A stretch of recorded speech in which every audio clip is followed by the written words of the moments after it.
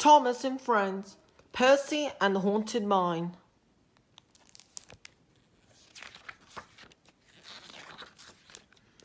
It was summertime on the island of Sodal. The station masters and their staff decided to have a friendly competition to find out which was the most beautiful station. They decorated all the stations with shrubs, flowers, and hanging baskets. The engines loved helping too. One night, the Fat Controller came to the sheds to talk to the engines. "I want Percy to collect some shrubs to decorate Lower Tidmouth Station," he said. "They're at Mayfway." Percy looked scared. Yes, sir," he said nervously. None of the engines liked going to Mayfway at night. They had to pass the old quarry mine. Nobody worked there anymore. It was very spooky. It was a very foggy night. Percy had his light on, but he was still a little scared. Percy soon reached the old mine. The signal was red and he had to stop. Suddenly, the old factory chimney started to sink into the ground. "Bouncing buffers," cried Percy. When the signal changed, Percy was so scared he sped off as fast as he could. The next day, Percy told Donald and Douglas about the disappearing chimney. "It's the naughty gnomes," teased Donald. "Little fat men with big feet. They make strange things happen," said Douglas. "It's true. They steal your wheels," said Donald as they chuffed away.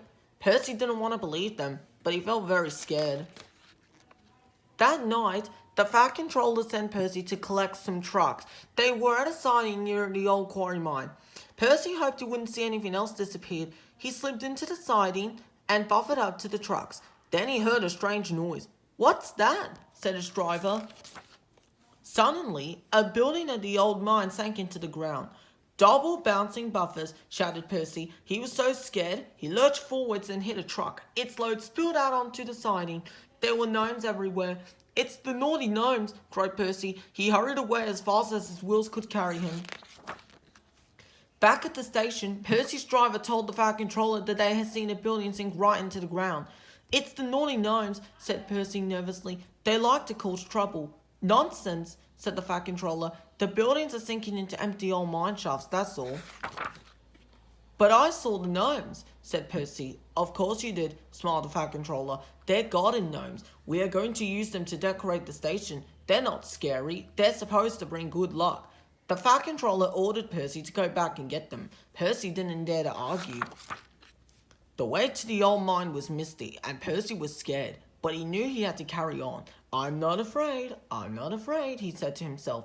When he reached the side and he saw the gnomes laying around on the ground, Percy waited for something spooky to happen, but it didn't. The Fat Controller was right. The gnomes weren't scary at all.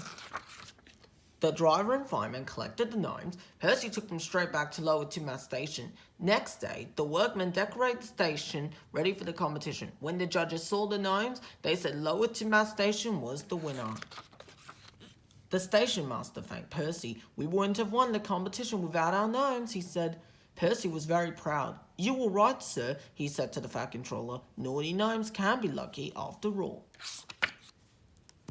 The end.